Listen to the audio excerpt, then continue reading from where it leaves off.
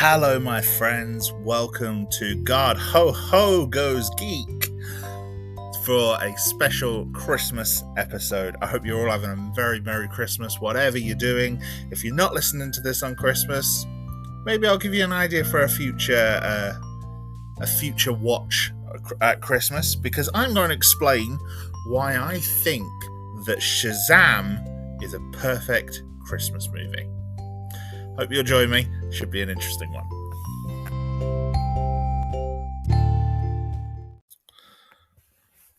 Now, I will say there seems to be a lot of debate about what makes a Christmas film. The eternal one that everyone debates is Die Hard. Does Die Hard count as a Christmas film purely because it takes place at Christmas, or is it a Christmas film because of its own merit? And I think it takes more than a film simply being set at Christmas to be a Christmas film. And I don't think it necessarily needs a film to be released at Christmas for it to be a Christmas film. Shazam was not released around Christmas. It was released in the summer. And obviously, we do tend to feel more Christmassy in December. So that does tend to be when Christmassy films are released. But Shazam is set at Christmas. But I don't think it's a Christmas film just because it's set at Christmas. I think it's a Christmas film because of a lot of the tone and message that it portrays. So what I'm going to do is I've looked up, in a sort of scientific method, in the same way that I did with my, Who's the Best Batman episode. I've looked up what makes some of the most essential elements of great holiday movies, the sort of things that make you think, yes, this is a Christmas film. And I've got 7 essential elements. And then I want to go on and argue why I think all of these elements are present in Shazam. Okay? So, element 1 is nostalgia. There's a lot of Christmas films that have a nostalgia for the past, for childhood, for a simpler time, an easier time. There's a lot of nostalgia in, holiday movies. The second key element is magic. And I think, there is a lot of magic in good Christmas films. Obviously, there's the obvious ones, such as any film that involves Santa, such as Santa Claus the Movie, Miracle on 34th Street, Elf. But I think even things like Home Alone still have some magic to them and some charm to them. Third is family. Christmas is all about family, and this does also tie into the nostalgia element. Most of the best holiday Christmas films generally focus on family, the idea of a character coming back to their family, reconnecting with family, or spending time with their family. To use other examples, there's something like Home Alone. Kevin is isolated for most of the film, but he wants his family back, and he learns to value his family. John McClane does everything he does in Die Hard because he's trying to rescue his wife. It's all about family. And that makes it sound like I've just sampled Dominic Toretto. The fourth is atmosphere. Now, I think it's quite hard to deny that any film that takes place at Christmas has a holiday atmosphere and evokes Christmas in that respect. But I think it's more than that. I think there is a certain element of, the sort of the atmosphere of giving, the atmosphere of Christmas, which I think needs to be present in good Christmas movies. And I think there are some Christmas movies that I'm not a huge fan of because they lack atmosphere. One that springs to mind is Jingle All the Way. There is a lot of things I like about that movie, but it is not a particularly atmospheric Christmas movie. The fifth one is holiday tropes and cliches. Now, obviously, again, anything set at Christmas is generally going to feature a lot of these tropes and cliches. What would you say by like holiday tropes and cliches? Obviously, things like Santa is, a very obvious one. The whole idea of the spirit of giving, any sort of learning a lesson. Things like It's a Wonderful Life, where the whole thing is he learns the lesson of why the world is better with him in it, so much of that, and a lot of these tropes and cliches do come from other previous holiday Christmas movies. So obviously there's elements of that where you get those callbacks to things. 6 is hope, because all good Christmas movies are hopeful. If you're shedding tears at a Christmas movie, it's usually happy tears. Things are happy and lovely, Christmas films, good holiday Christmas films, should always end on a hopeful note. And obviously, due to narrative circumstance, things can be bleak at certain points in the film. There's no denying that's going to happen, but things still evoke a certain hopeful atmosphere throughout the film. And then the final one is redemption. There's always some sort of redemption of a character.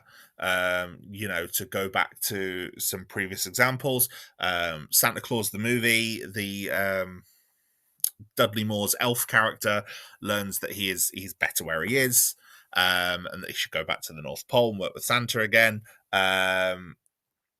Nightmare Before Christmas, Jack learns that he's better where he is in Halloween Town, and he shouldn't take Santa. He's kind of redeemed himself in the eyes of everyone there and kind of makes peace with Santa at the end. Kevin is redeemed for the bad thoughts that he had about his family.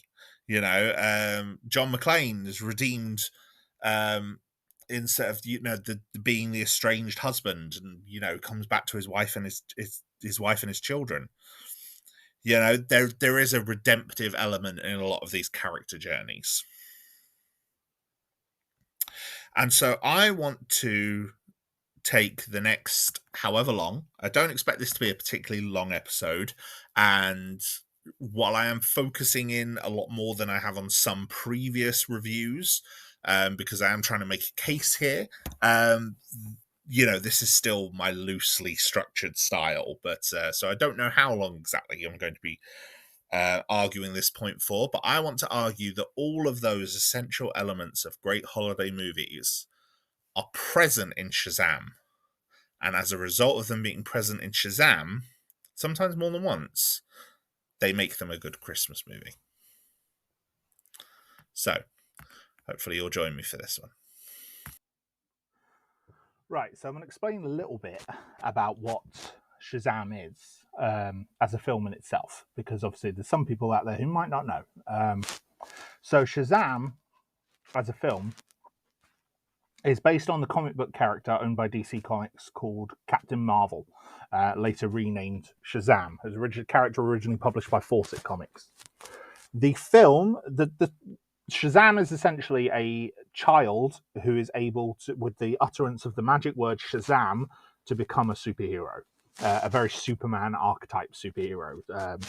Able to fly, super strong, he's invulnerable, but he also has lightning powers because he's magic based. Also able to zip around quite fast as well. And I think it's described as...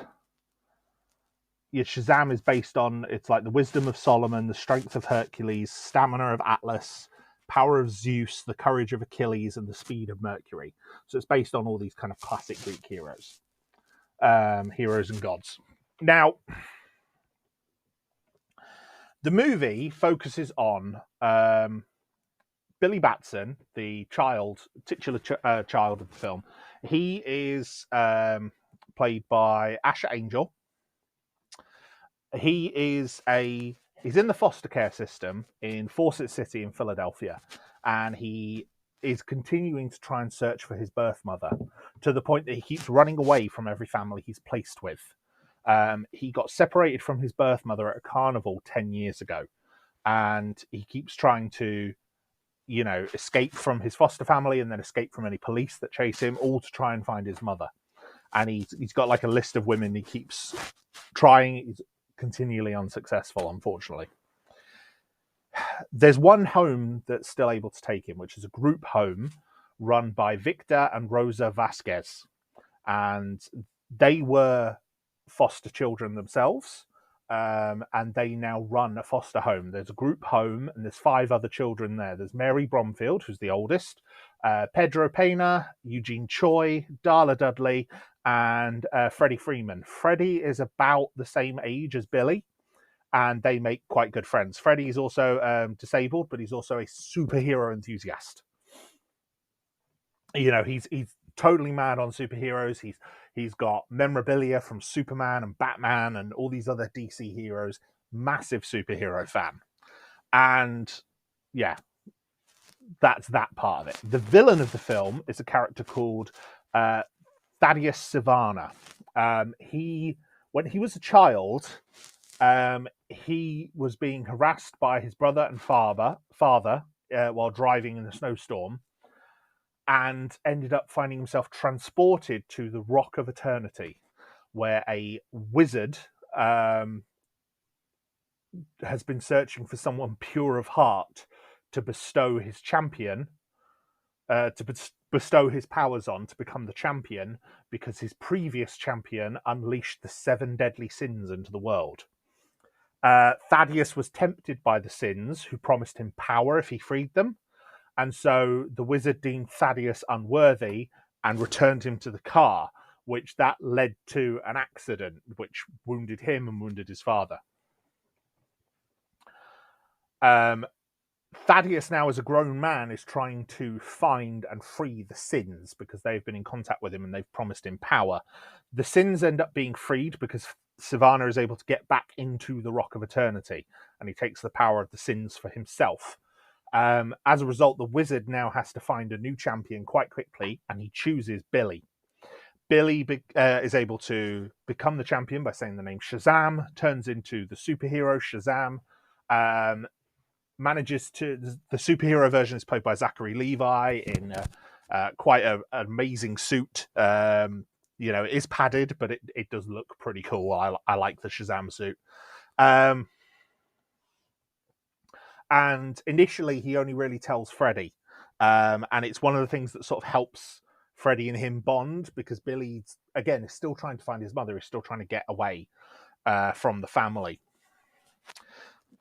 Obviously, as things go on, he tries to work out what his powers are. Freddie tries to help him. They make a YouTube channel. And then, of course, there's all the classic sort of things that you get in a film like Big, for example, where it's like, oh, now he's got the appearance of an adult body. Oh, they'll go and buy beer and they'll try beer, or he'll sneak into he'll go into a strip club because he can, just to see what happens, So things like that are all part of it, and it's quite funny. But obviously, posting the viral videos and things like that, and becoming known as like a personality and a hero, attracts Sivana's attention. So Sivana then comes along, attacks Billy. Sivana ends up deducing his identity, ends up taking his foster family hostage. Billy agrees to transfer his powers to Sivana to save his family. But the children, the other foster kids, they break off. They kind of help Billy. And so Billy is able to transfer his powers as champion to the rest of the foster kids. So Darla, Mary, Pedro, Eugene, and Freddie. And they all become similar adult superheroes like him. So they become the Shazam family, or Shazamily, as I've also seen it called, which I do like. It's like the Ant Fam. It's a good shortened nickname. I like it. So the family then end up fighting the Sins and Sivana in this big final battle, which is taking place during a Christmas market. They manage to leave Sivana vulnerable by separating him from the Sins, which is how they're able to defeat him, defeat the Sins, and save the day. Along the way, there's also moments where Billy does actually meet his mother, and he finds out that she actually deliberately abandoned him, which is quite sad, but obviously that doesn't stop him from becoming a superhero. And he finally decides to become part of the foster family himself, and he embraces the family as his real family. Um, and yeah, it's just nice. There's a lot of touching stuff in this movie. It's a very good superhero movie. It's one of the best ones that DC have done, as I will speak about in a, in a later episode that I had hoped to have out by now, but is going to be coming out in the new year now. So yeah, it's a decent film, decent superhero story. And obviously, as you could tell, it focuses quite heavily on the themes of family. And there's some nice contrast as well between Billy and Savannah, as both of their relationships to their own families, and things like that. Obviously, Billy, a foster child who has been abandoned and is desperate to try and get back to his real family. And then, of course, you've got Savannah, who is raised by his father with his brother, but is abused horribly by them to the point that he just wants to get away from them. So, yeah, there's some nice parallels and thematic parallels there, which make for a good movie. But so, yeah, the movie itself is good. But how is it a Christmas movie? So let's go through the points I made earlier and let's try and work out why Shazam is a Christmas movie.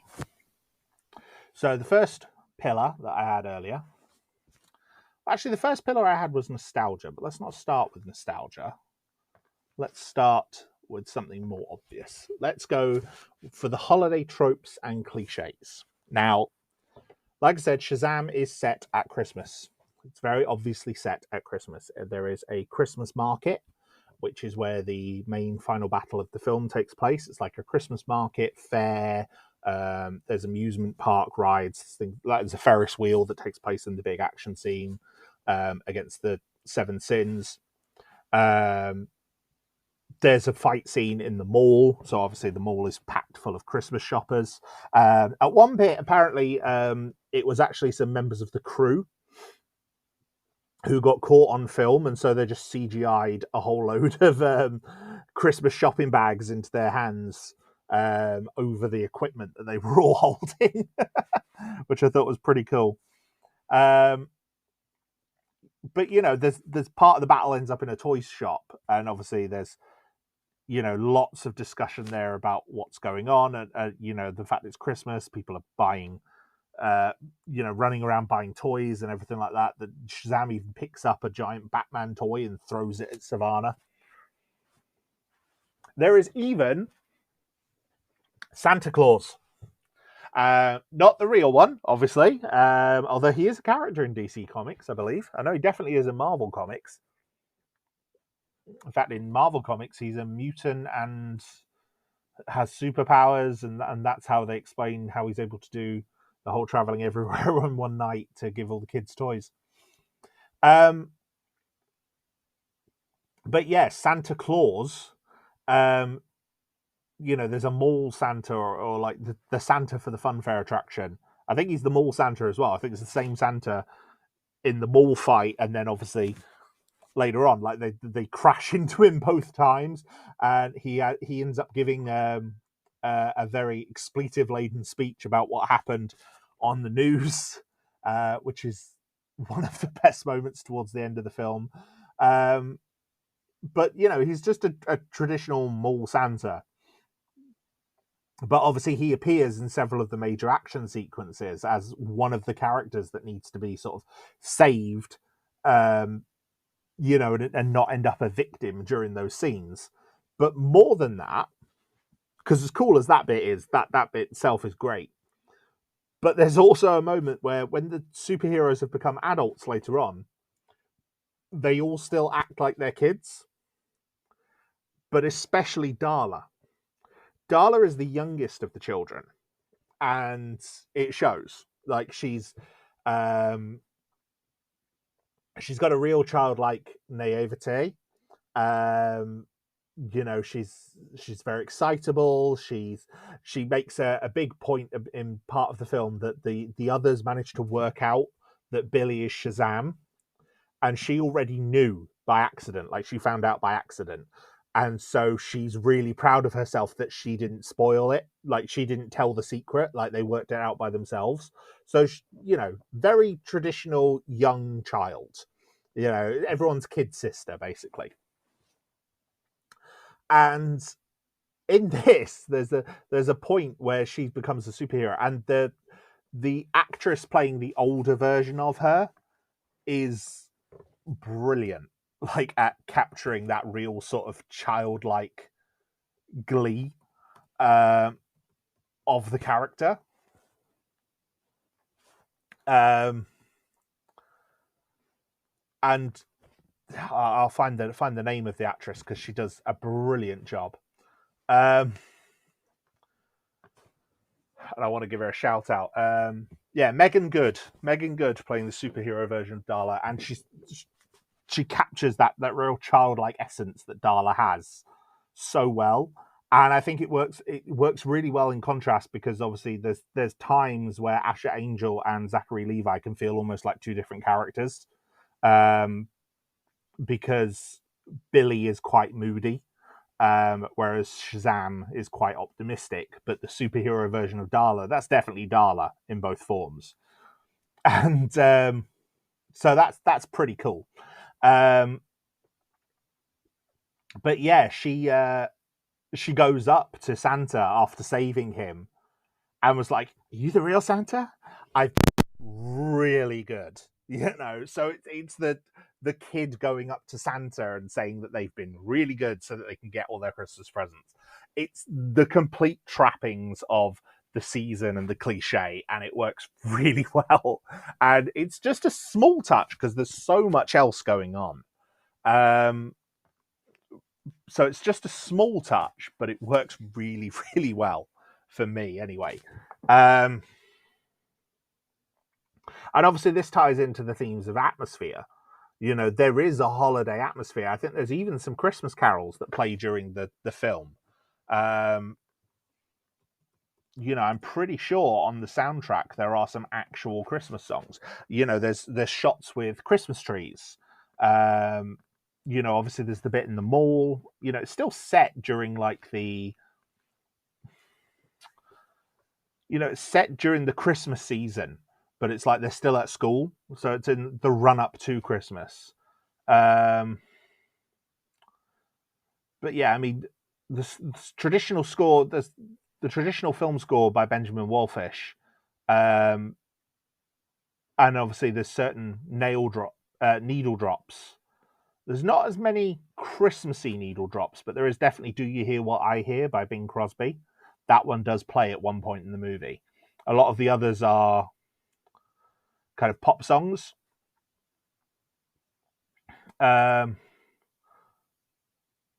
Like, for example, there's the Tom Waits cover of "I Don't Want to Grow Up" by the Ramones. That plays during the credits, as well as in the film itself. But it's like there's not many other Christmassy songs. So, but there are still, there's snow on the ground, there's Christmas trees, everyone's wrapped up, bundled for the winter. I think there's even a scene where Victor and Rosa are decorating the Christmas tree in the group house, in the Vasquez house. So there's a definite Christmas theme and atmosphere that runs through everything. Now, magic obviously plays a big part. This is a superhero film. He's a superhero powered by magic, literally fighting the 7 deadly sins. But that's too obvious. That's not holiday magic. So I suppose you'd have to look at like what is how would you define Christmas magic? And obviously there's the obvious things like the snowflakes, twinkling lights, carols, rosy cheeks, etc. But there's also things like acts of kindness and the feelings of like love and joy that you get at Christmas, which I think are the real kind of magic about the season. And there are elements of that here. In fact, the movie actually ends on a real act of kindness for one of the for the final scene of the film. And that is because obviously Freddy has made it known to Freddy's a victim essentially because of his disability and because of his superhero obsession, and he's kind of a bit of a social outcast at the school, and obviously he's a foster child as well, so yeah, he gets picked on. And as a result of him getting picked on, he announces quite proudly to his bullies that he knows Shazam, although he doesn't call him Shazam, he calls him like Captain Lightning or whatever it is. There's a running joke throughout the film of them not knowing what Shazam's name is, so calling him a whole load of other things.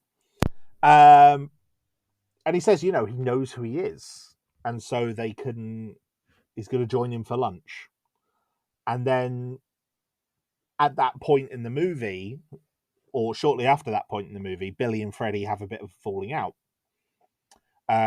Obviously, just before the fight with Savannah, and that leads to obviously Billy not coming to school as Shazam, and Freddy getting picked on even more.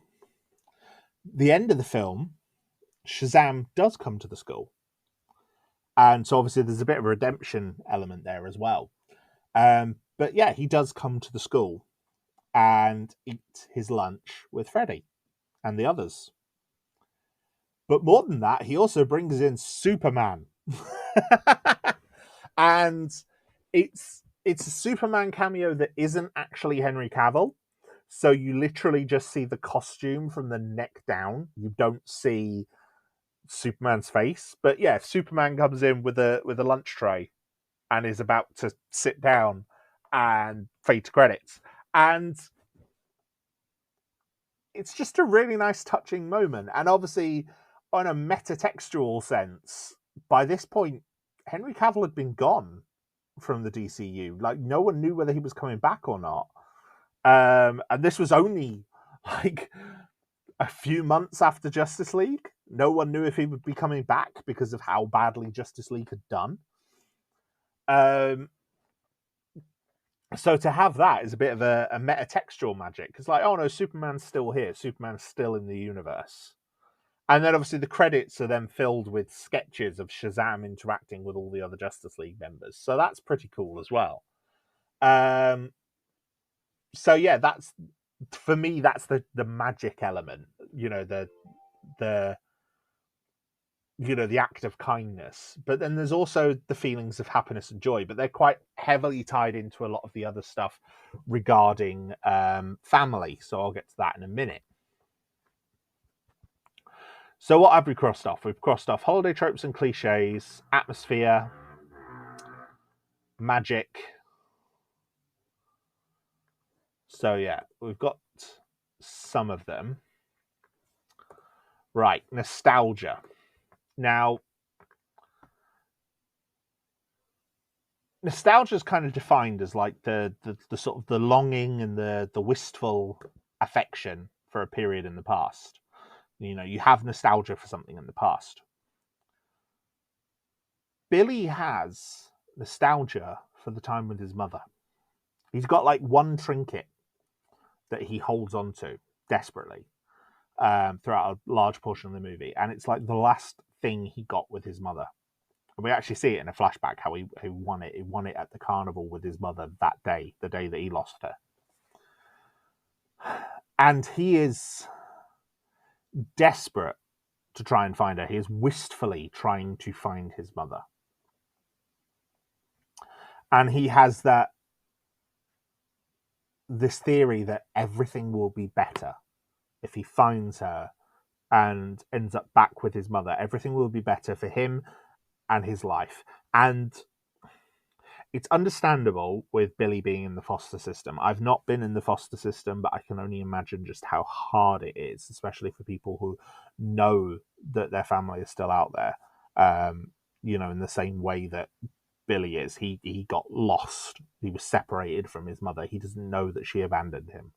So I can see why that desire is there.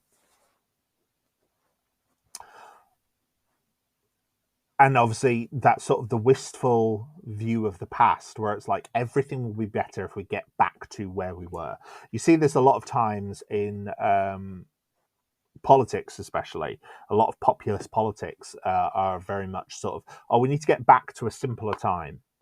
You know, Reagan did it in the 80s. It was the desire to try and get back to the nuclear family and the 50s Americana, but for the modern age, as it was at the time. And obviously now there's people who clamour back for that and what we had in the 80s, both in America and over here in the UK. And it's that sort of everything was better before. It's not good now, but it was better back then. And obviously, it's always coloured with a rose tinted glare. And as one of my favourite quotes from BoJack Horseman says, when you look at things through rose tinted glasses, all the red flags are just flags. And there's a lot of red flags about the past. You can have nostalgia for an era and you'll forget just how bad some of those things in that era were. And, you know, it's clear as well from Billy that he's deflecting a lot. So, some of which obviously he wasn't aware of. He was very, very young when he was separated from his mother. But it's clear that they were struggling, that she did not have a lot of money, that she wasn't happy. Even just from that brief flashback that we get. And so she abandoned him because she saw him with the police and genuinely thought he would be better off without her. And it's quite sad. And then you also get a counterpoint to this with Savannah. Savannah's kind of been tempted by his original meeting with the wizard. And he's very much kind of the opinion that things will be better if he can get back to the Rock of Eternity, if he can get the power that he needs, the power that he deserves, the power that is rightfully his by his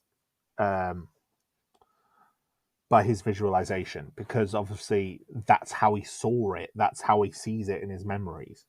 That power was almost his and then it was taken from him, which gives him that longing for it. He wants to escape where he is and go back there.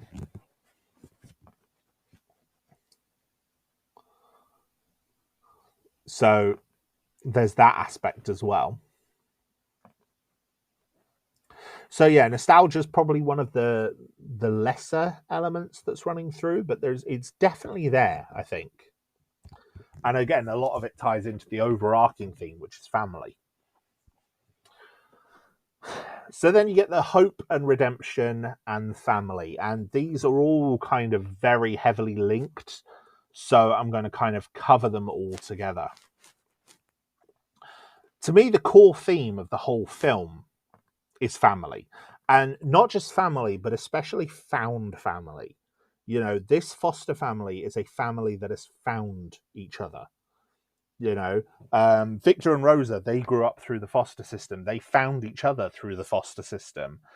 That led to their relationship, which then led to them wanting to help other foster children. And then obviously they've brought in, the other kids. They brought in Mary, they brought in Freddie, Darla, Eugene, Pedro, and Billy.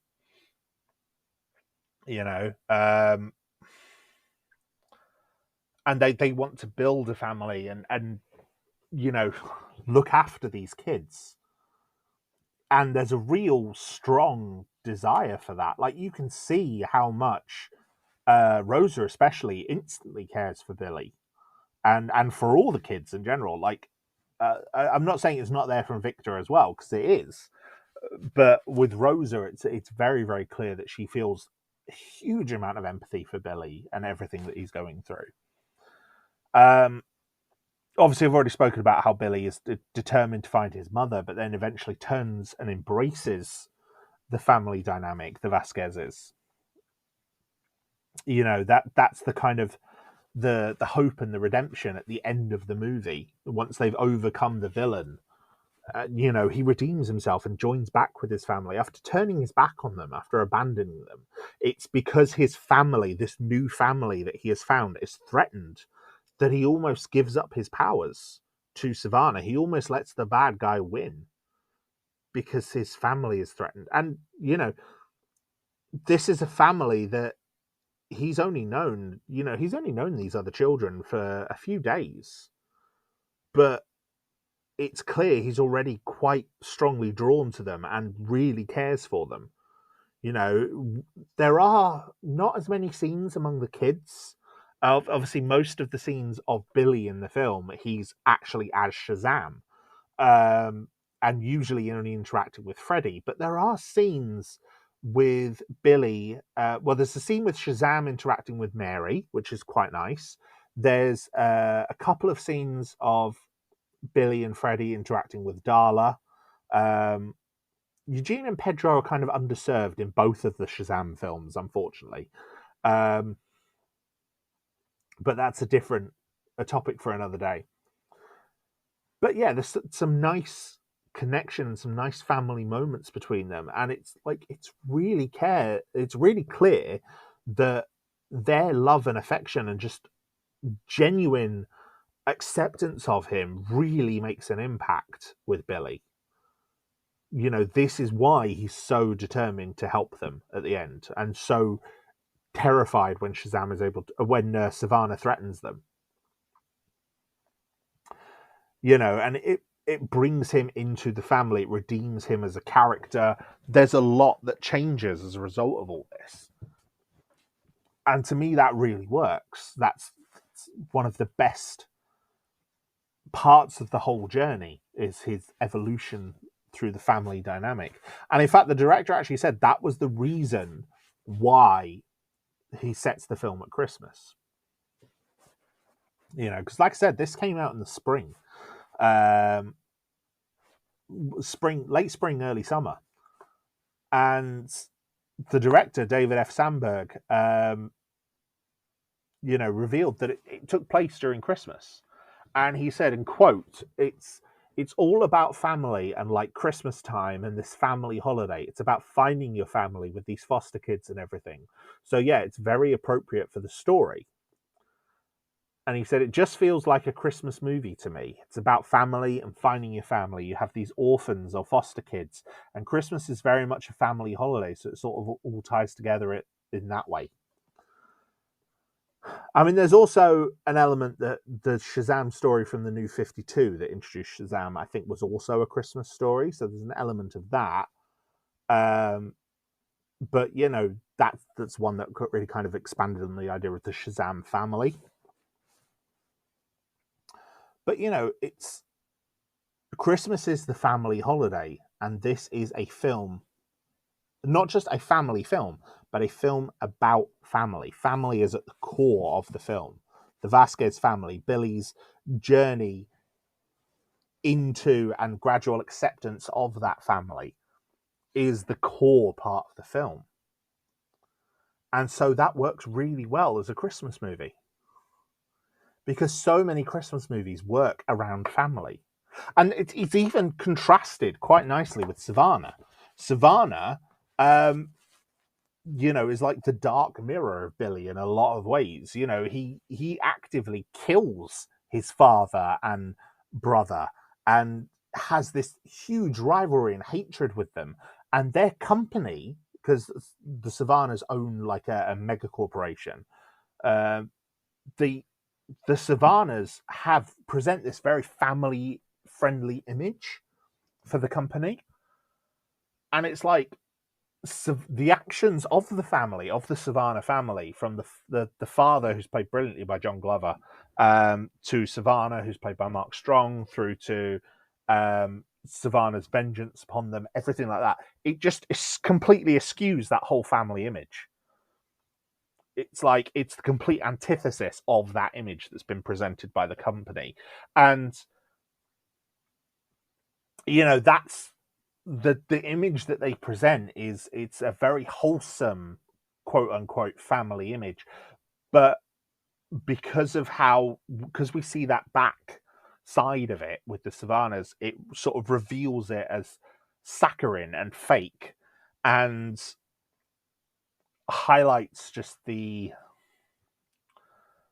complete tonal mismatch of it. And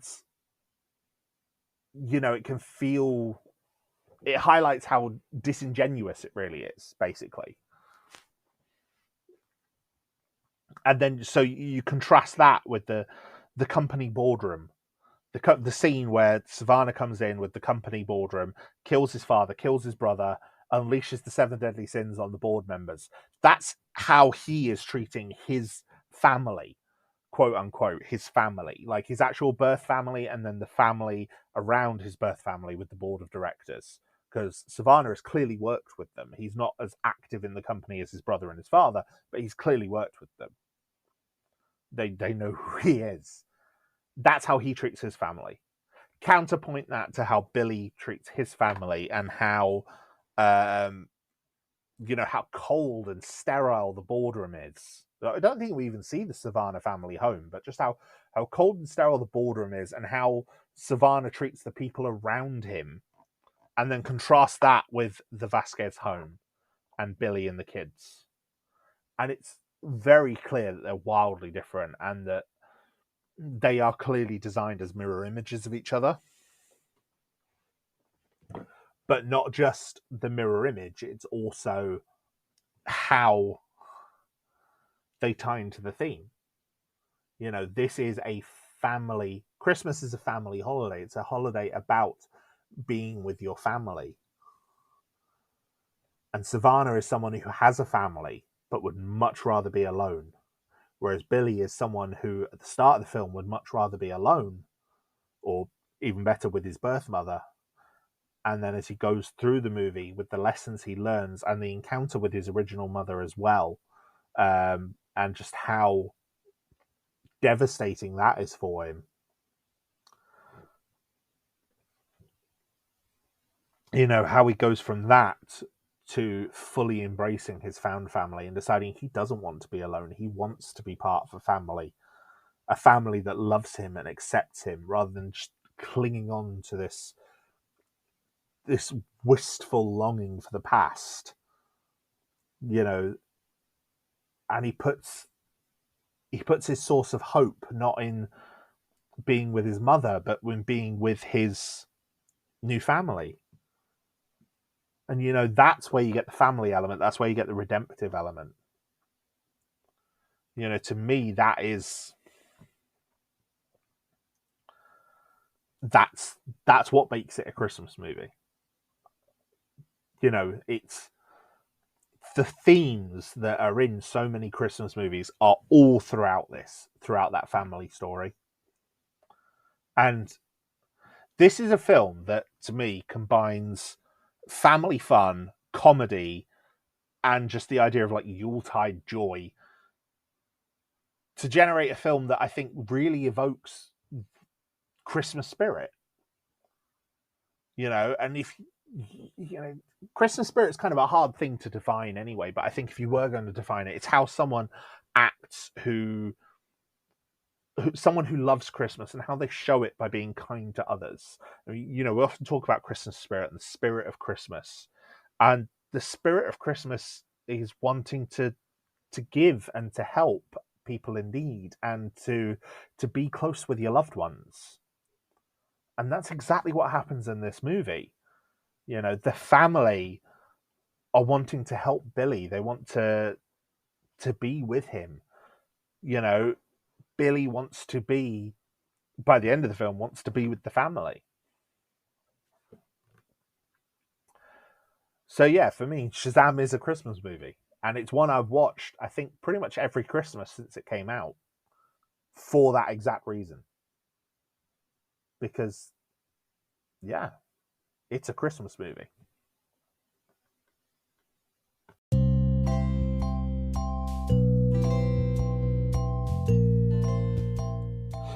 So that's my argument as to why Shazam is a Christmas movie. I hope I've been able to convince some of you. Maybe some of you, like me, have already seen it as a Christmas movie and maybe even incorporated it into part of your Christmas watch list.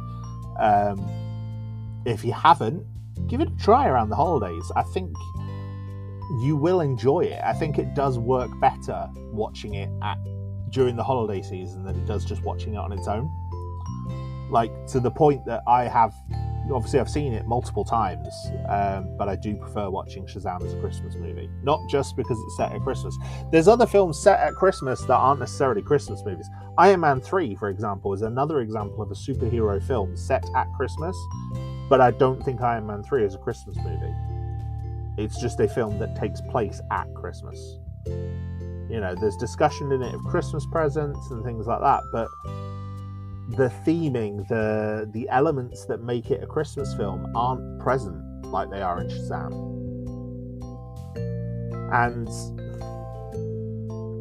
you know, not every film that's set at Christmas is a Christmas movie.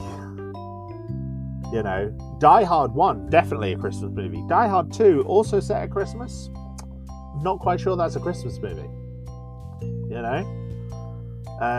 You know, we argue about the first one. We don't argue about the second one. And Shazam, I think it definitely falls into the category of this can count as a Christmas movie. So yeah, as I said, if you are watching this on Christmas, maybe go and watch Shazam now. Maybe. If not, I hope you've had a very, very good Christmas. I hope Santa bought you everything you asked for. If you're not listening to this at Christmas, then, you know, may you have a good day regardless, and may Santa bring you everything you want this year. Anyway, you all look after yourselves, my friends, especially this holiday season. It can be quite trying for some people. Obviously, like I said, the theme of Christmas is family. If you're one of those people who unfortunately maybe is not so close with your family or did not have a great family dynamic, I will happily adopt you. I will be your Christmas dad. I will tell you that I'm proud of you and that I think you're awesome and I think you're doing really well. It's something that, you know, I think family is important at Christmas, whether it's your own family or the family you choose. And I think Shazam is a perfect example of that. It's the family that's chosen. And obviously, being queer myself as well, you know, I'm fortunate I've got a good relationship with my family, but I also have a found family that I've chosen and that I'm very, very happy with. And I think that is something that's quite important. And I think for a lot of people who maybe don't have that, you can struggle. And I want you to know, if you're struggling, I see you and I think you're doing okay. And I'm more than happy to speak to anyone who wants to speak to me. You know, I've dealt with mental health. I'm a mental health first aider. I'm more than happy. You know, it's an important thing for me, and I'm more than happy to talk to any of my fans who are struggling. You know, you make my life better by listening to this podcast. So if you're struggling and I can make your life better and repay that kindness, I will. Merry Christmas, everyone. Have a happy new year. And look forward to more episodes in the future. Take care. Bye for now.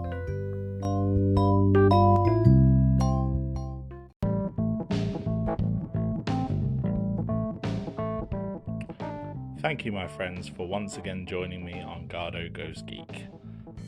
Your continued support for this podcast means the absolute world to me, and I am grateful for every single one of you who stays and listens to one of my episodes.